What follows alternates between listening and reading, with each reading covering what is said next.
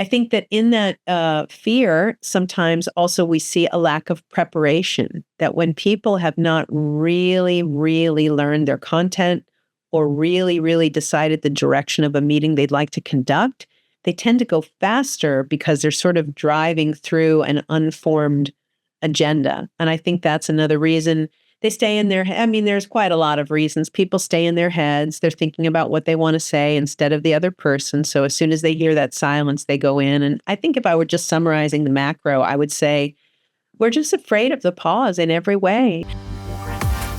Welcome to Think Deeply, Speak Simply, the podcast that explores the art and science of business communication. Sponsored by Prezent, the AI-powered platform transforming the way professionals share ideas and tell their stories. And now, here's your host, Rajat Mishra, CEO of Prezent and passionate advocate for clear and impactful communications. In today's workplace, time feels like the scarcest resource. Deadlines, meetings, and endless messages leave little time to think, let alone communicate with clarity. As Stephen Covey said, the key is not to prioritize what's on your schedule, but to schedule your priorities. Effective communication isn't just what you say, it's about creating the space to think it through. On today's episode of Think Deeply, Speak Simply, we are joined by Juliet Funt, keynote speaker and author of A Minute to Think. She helps Fortune 500 companies rediscover the power of the strategic pause. Juliet will introduce us to the white space, intentional moments of unscheduled time that spark sharper ideas, stronger collaboration, and more authentic leadership. From tackling the thieves of time to finding a healthier cadence in our work, she knows how pausing isn't slowing down. It's the key to connecting with impact. Juliet, I'm so excited to have you on this episode of Think Deeply, Speak Simply. Welcome to the show. Thank you so much. What a beautiful intro. I love it. Let's go. Thank you. Thank you. So before we get into some of the questions, Juliet, tell us a little bit about your background and how did you get interested in this area of work? And I know you do it with the Fortune 500 companies, but also with military. Yes, and we'll talk about military later. So, and I'll also talk about how we're moving into much smaller companies, which I'm fascinated by right now. I've been doing my own work for 25 years. We've been a company for 14, and it all started because I am what I say the sickest rat in this experiment. I am a hyper busy, high energy, anxious, go kind of a lady. And my entire formative years were used trying to find stabilizing mechanisms to get the most out of myself, which then led to, as many experts find, you end up solving your own problem, and then you find that you've solved a problem for a lot of other people. And so white space or pausing, which we'll get to the technical instruction in a minute, it could not be more antithetical to my personality. The opening of my book talks about how I used to hold my lips closed on calls when it was a phone to try to not interrupt because I just go at 1,000,000 miles an hour. But I have discovered for myself, for clients, that the transformative power of this time is just endless. It's just endless. And the biggest connect is that it is not a rest and relaxation tool, but it's a business advancement tool. That when we have time to think, when we have time to recover like an Olympian, we can then pursue growth and revenue opportunities with more rigor, more focus, and more speed, which is what every business wants. Great. Excellent. I love how you overcame something that was that you were struggling with yourself. And like you said, the best companies and ideas are built by solving a problem for yourself, and you realize millions of people yes have the same problem. So let's get into it. So white space. So let's start there. All right. What is white space? Why is it important? Yes. So many people have heard the term over the years. One of the little fun facts is we hold the trademark for the term white space, and we've been teaching it for so long. But a lot of people misconstrue it in a lot of different ways. So let me start by leveling that field. White space is defined as time without assignment. So it is that time that used to be in between things. And now there is no in between anymore. It used to be the time when you would cook an idea or question an assumption or validate where you're heading or stabilize your body. And we, of course, have grouted in all of those gaps with digital touches and what we call hallucinated urgency, where we're always moving every single second towards something that feels pressing. And the analogy that is most central is that of building a fire. So if you imagine building a fire, you could have all the best wood and all the best fire starter. But if you put it too tightly together and there's no oxygen in between the combustibles, it will never, ever ignite. And people are the same. They must be oxygenated in their day, in their calendar, in their mind, so that they can take that little spark that they wake up with every day and ignite it into a blaze of contribution in their work. And everywhere we look, it's very sad to say how long, especially post-COVID, how long people have been talking about trying to make work more sane and humane, worried about burnout, worried about well-being. But I say the same thing every single year, which is I've never seen people busier. So it's a diabolical trend that no matter what we get worried about, we still think the answer to every business problem is to push harder, when really the answer is often to oxygenate. I love that analogy with fire and firewood. So let's bring it to communication, Juliet. So when it comes to communicating, delivering your messages, why is white space so important? Yes. White space, as we teach it, is about 80% a productivity and efficiency tool. When people have margin, they show up in every single element of their work better. They're sharper, they're smarter, they have more insight, they have more focus, and they, most importantly, arrive at business goals faster because their mind is sharp. But there is about 20% of it, since it's our focus for today, that lives in the realm of communication. I will give you some simple examples. We work with a lot of sales teams. We coach them on their presentation skills. And one of the things that's interesting about sellers is they have these huge egos, usually, of course. That's what makes them great. They have to have a huge ego. They slide into a chair for a 2:00 call at 1:59. They spin around and they go, right? And they begin communicating a message where if they were to have just 10 minutes of white space before that call, 100 wonderful, beneficial things would happen. First of all, they would settle their own neurological energy so that they would be present and really focused.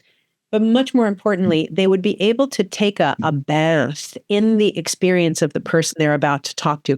They could read notes. They can think about what happened last time. They can prepare for, oh, that guy, I remember that guy doesn't like it when I do this thing. And so that 10 minutes of white space interlaced in between a busy seller's calendar as just one example changes 1,000% the first words that they say. Then now let's follow this seller. Let's make him Ted. And now we're following Ted into the conversation. Ted is going to have an impulse to jump on the ends of the topics of the last person's statement. So they tend to jump in at the end. But a little margin, a little absorption time, and a little willingness to have some white space or silence in a conversation can do wonderful things. For instance, men have a tendency to come up with a secondary thought during white space. And what that means is they'll end their thought, and then they'll cook for a second, and then they'll have a secondary thought. But if you jump in immediately, you've just lost the secondary thought. And if you're a seller or an executive or a manager, you want the secondary thought. We're cutting people off unconsciously because we're just so afraid of any kind of downtime or margin. One more place, I'll just keep going till you got me off, white space affects communication, is actually having time to think before you speak. And there's a story that I told in the book about a wonderful woman named Angela Ahrens who was on a huge stage. I can't remember, 10,000 people. She would take a 1 or 2 second pause between everything that was asked of her and her response. And the interviewer who told me this story said he remembered it for the rest of his career, and he consolidated that story by thinking it's not about your response time, it's about your response. And so there are so many places where just having that oxygenation, margin, pausing within communication makes a huge difference. So that's very insightful, Juliet. So why do people do that, right? Why not pause, let the response settle in, and then hear the secondary thought, and then respond to that? So what is it psychologically in us as humans that we want to jump in and fill that space? Yeah. Well, first of all, you can see it demonstrated in the filler words that are in our culture now. So like, and are fear of silence.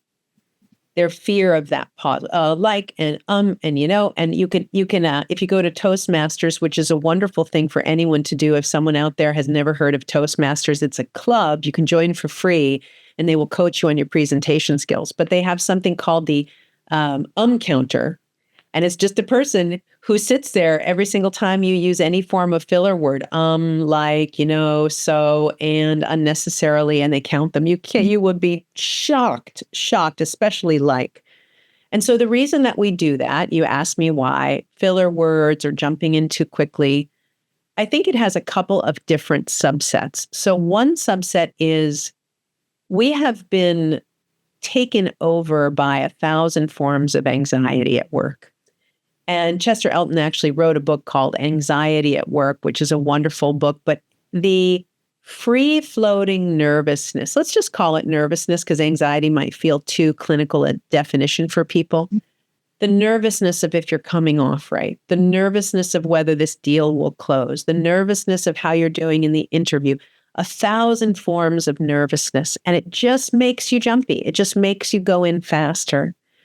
I think that in that fear, sometimes also we see a lack of preparation, that when people have not really, really learned their content or really, really decided the direction of a meeting they'd like to conduct, they tend to go faster because they're sort of driving through an unformed agenda. And I think that's another reason they stay in their head. I mean, there's quite a lot of reasons. People stay in their heads. They're thinking about what they want to say instead of the other person. So as soon as they hear that silence, they go in. And I think if I were just summarizing the macro, I would say we're just afraid of the pause in every way. I mean, we just are so uncomfortable in a moment. I mean, I used to be on stage and I would make them sit for 1 minute on an iPhone timer, and they would just, just a minute of silence. So everybody's so uncomfortable. We don't know what to do if we can't pick up our phone and fill it in. It's just how we've been trained. So true. So true. And I feel like the trend is probably getting exacerbated with AI and things being more digital. One of the phrases that I loved, Juliet, in your book was the thieves of time. And I think you mentioned the 4 thieves. Maybe you can tell us a little bit more about what are those thieves of time and how do they impact us? Sure. So I know you have a lot of managers and leaders in the room. What they're looking at is, I have goals, usually growth, revenue, or competitive advantage goals, and I need to get my people from A to Z as quickly as possible. What they have to understand is where is time being sucked away en route from A to Z? Where are we losing what we call wasted payroll? It's actually not that hard to analyze and calculate, and we've done a lot of this through diagnostics over the years. What we found is that there are 4 main drivers of people losing time toward goal, and we call them the thieves of time. But what's interesting about them is they are all actually good things. They're assets that simply run amok. So if you listen to them, you're going to say, wait a minute, those are good things, but I'll walk you through it. So the thieves of time are drive, excellence, information, and activity. Now, all good things, right? You wouldn't hire anyone who didn't have drive and a thirst for excellence and a sense of being active and informed. But they tend to morph out of scale in our culture of insatiability. So drive turns into overdrive, and excellence becomes perfectionism. Information becomes information overload, and activity just becomes a sense of frenzy. And so that leader or manager is sitting here looking at their growth, revenue, and competitive advantage goals, and all they want to do is get over there. But the hose has holes in it, and the water is leaking out on the way. Too much drive is so many projects at the same time that the peanut butter is spread so thin the bread is ripping. Too much excellence. People are mired in small perfectionistic details that are losing them on their way forward. Too much information. Nobody knows when to stop researching, dashboard, scoreboard, spreadsheets. One of my favorite stories about that I just told at the Global Leadership Summit, which is the largest leadership event in the world. And I'm very lucky. I'm the only woman that's ever been back there 4 times. And we told this story about, there's a company, and you would know the name of this organization, not company. They have 184 active dashboards, and they even have a dashboard that monitors how many people are actually using the dashboards. And the funny part of the story is that even though that dashboard monitoring dashboard shows that very few people actually utilize the dashboards, they still don't remove any of the dashboards because the thief of information is tricking them into thinking they have to have all this weighty data. Well, you know what weight does? It keeps you from getting to a goal faster. So over and over and over, consultatively, and in training, we're going into companies to see that it's the same scenario. Everybody just wants to get here. They can't get there because of these obstacles, and the thieves are a big part of that. I really like that a thing in excess can become a thief. Yes. Like, I heard your list. I remember reading about it, and I was like, these do seem like good things. So what strategies can people adopt, Juliet, both in the large companies? You mentioned you're also working with some smaller companies, military. If you look across, give us a few examples of how people have worked with these thieves of time. Yes. Well, I should tell you, in terms of the smaller companies, we're extremely thrilled to start learning about companies that are much smaller than Fortune. So at the end, I'm going to give you my LinkedIn stuff, and I want to hear from people. We want to understand what it's like for them in these mid-sized, smaller companies. So we'll do that at the end. But there are many, many strategies. So if you start looking at what is keeping people from those goals, the thieves show up amidst our daily business activities. So that is email management, meeting management, calendar management. We call it desk skills because a lot of people, I'll tell you, when I met my very first person in the Air Force, my first airman, I was nervous because I didn't know anything about the military, and I was interviewing him, and I asked him so many questions that he got defensive, and he goes, "Ma'am, they don't teach us email." And I thought, wow, I should get a t-shirt that says they don't teach us email, because all those knowledge work things that I just rattled off, emails, meetings, calendar management, decision-making, we actually don't really teach people. We just sort of think that because it's at a desk, that they will magically be able to sit down and do it intuitively. And it is one of the greatest losses to business moving forward is this wasted time. So the thieves are interlaced throughout. I can give you some specifics. I know everybody likes actionable. So within the world of email, let's do just a couple things. You've got this crazy overloaded inbox. You need to tame it. What are your first few steps? Well, first of all, you can create one CC FYI folder, and you train everything where you're not on the to line to go into that one folder, and you check it only once a day because you're not really as important on those threads. Already, boom, your inbox is shrunk now because all the CC stuff is elsewhere. FYI, reply to all, wedding announcement, it all goes in there. Because that's what it is. We say reply to all, I'm getting engaged, and then 730 emails later, we've made it through the engagement announcement. Next, you teach your team to use a tool called the yellow list. This is absolutely transformative if you use it in a community together. So instead of sending when you have impulse, typing, slacking, emailing, texting, you adopt a tiny moment of white space. You learn to take a little wedge of time, and you stop and ask yourself, is there any reason that I'm sending this digitally? Because if there's not a copy or a link or an attachment, you could often just jot it down on a list, the yellow list for the person. And then when it gets a little full, you go, "Hey, Ted, can I go through my yellow list with you?" And you go boom, boom, boom through those items. No one is copied on that conversation. It doesn't come back to you in a thread, back and forth, back and forth. So moving from digital to oral is one way to do that. If you're feeling just kind of a spinning sense of the thieves driving you in all sorts of different directions, a wonderful way to begin the day is what we call a paper anchor. That's just usually a Post-it note pad or a pad. It has to be paper next to your computer, and on it you write the 3 or 4 things that you're going to tackle as the most important things that day. Now, the reason that it's paper is because paper is psychologically simple. If you have Asana or OneNote or whatever you go into, as soon as you have entered the digital realm to check what you have to do, you're now inside the digital universe and your attention is going to be pulled in 70,000 directions. But when you're in paper, none of that happens. It's an anchor. It just drives you beautifully forward. You cross off the first one, you do the next one, you cross off the next one. So there's this beautiful analog, old-fashioned calmness that comes with having a paper anchor. In the world of meetings, I'll just give you a couple because I know we could just go on and on and on. Rolling dismissal, one of my favorites, means when somebody's done with their part in a meeting, they should leave. We just keep everybody. Even though people have parts, right? So rolling dismissal means, Derek, thanks so much. I think you can take off now.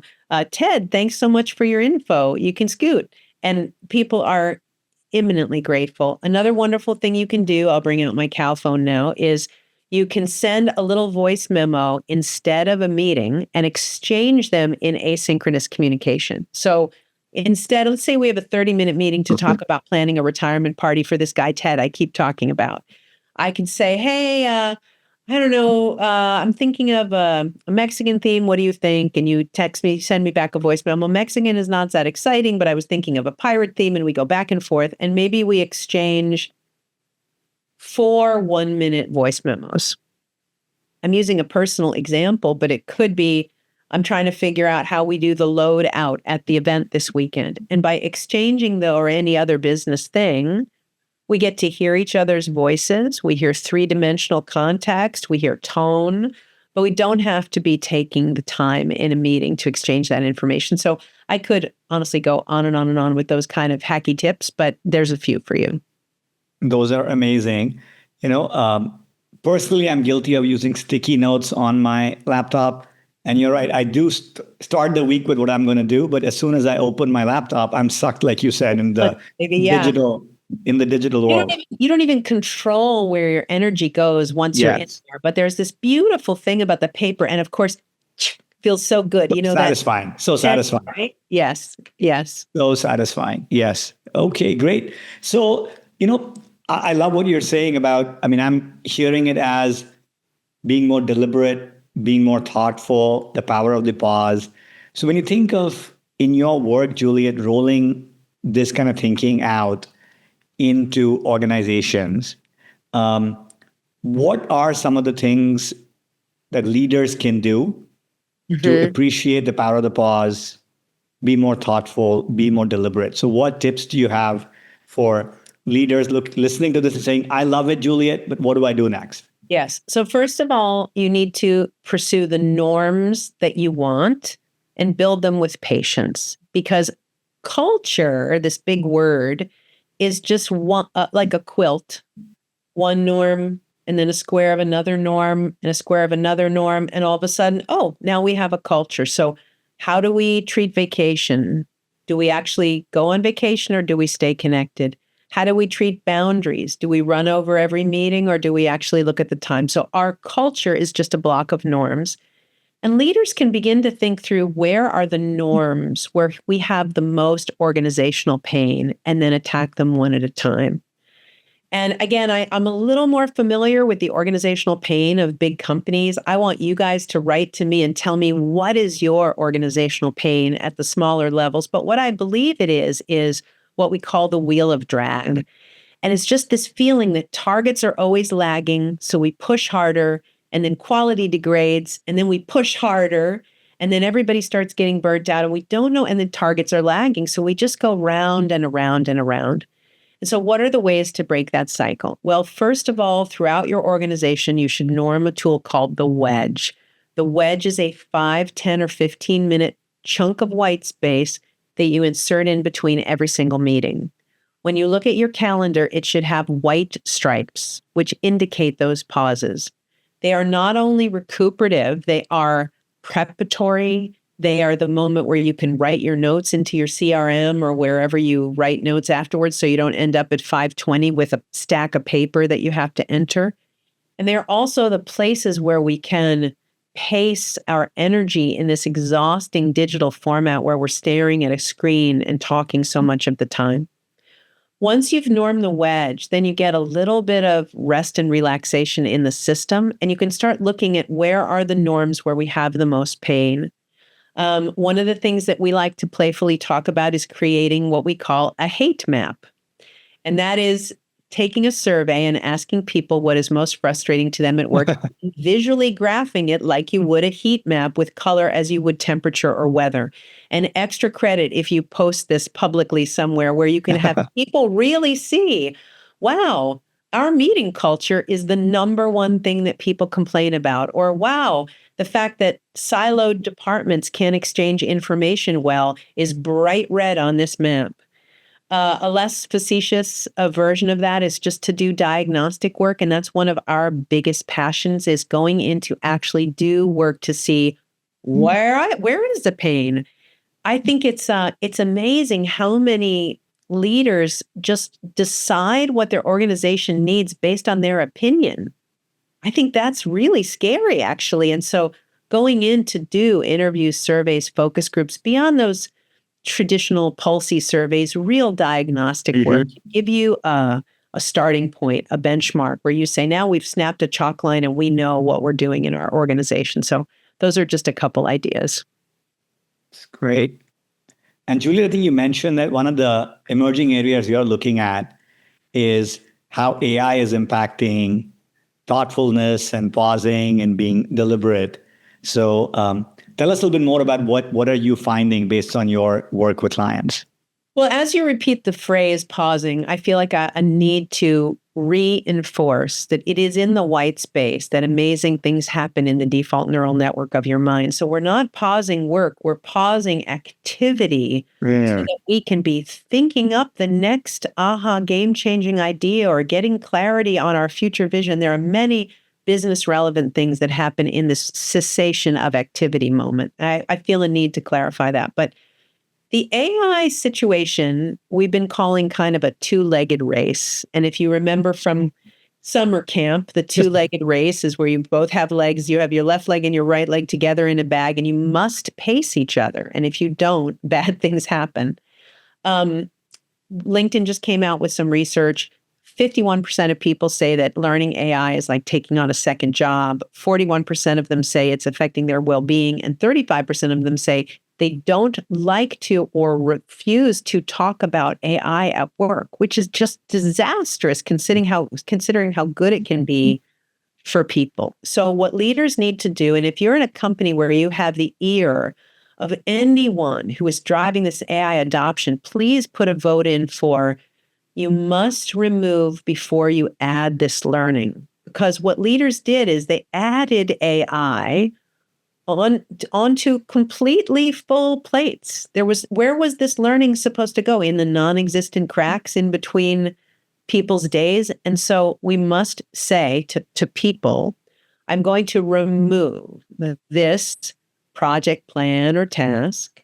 And now I want you to add more AI education. That is a math equation that human beings can live with. But just adding when the cup is already full is a recipe for disaster. And so if we want to use all the sexy, amazing benefits of AI, we need to clear a part of our dinner table to sit down and learn it. And that is a critical message for right now.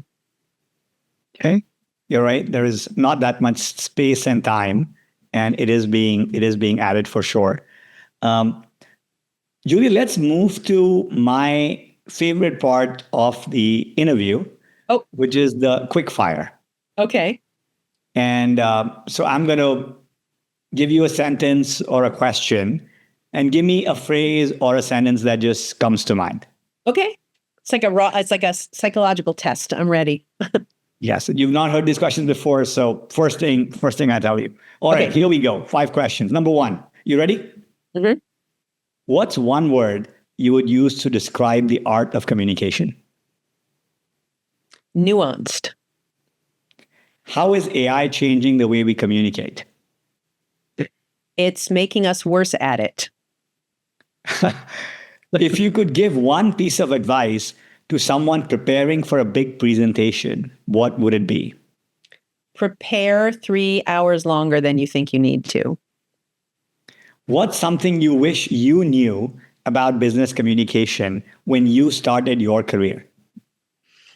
To be way more generous and not to be asking for myself in my communications. Okay. And what is the most common mistake you see people make when they're trying to communicate their ideas? I would say that the word like is probably the most common mistake. But I think self-oriented communication would probably be second. I do this, I want this, I think this, and forgetting the you. Forgetting the audience. Thank you. That was awesome. So, in a world that often prioritizes speed over substance, Juliet, you reminded us of the transformative power of creating white space and pausing. But before we wrap up, any final thoughts for our listeners, and where can they connect with you to learn more about you and your work? Yes, the final thought, I guess maybe it's funny, I talked about generosity, but here's a selfish question. As I mentioned, we are dying to learn more about what is it like for you? If you're in a mid-size or smaller company, what is it like for you right now? So the same answer to where can you reach me, which is LinkedIn, will be a place that you could DM me with what's the number one thing that you really need and want right now? Because we're deeply, deeply studying you. And I also, JulietFunt.com is always available to people. There's lots of resources there. They can get the first chapter of my book for free and team tools and all sorts of other good stuff. Awesome. Juliet, thank you. I really enjoyed this conversation. Thank you so much for being generous with your time. Thank you. You're welcome. So next week, we'll continue exploring the art of communication and leadership with another incredible guest. Until then, let's think deeply, speak simply. See you next time.